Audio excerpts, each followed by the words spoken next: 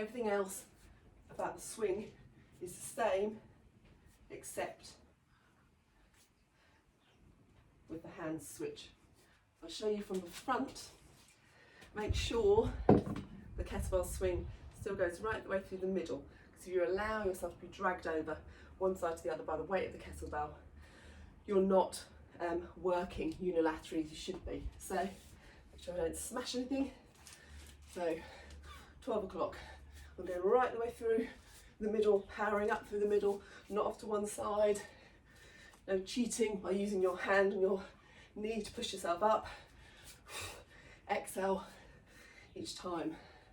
And that's the unilateral kettlebell swing. So give that a go. Comment in the comment below about how you found it, and do subscribe to our YouTube channel.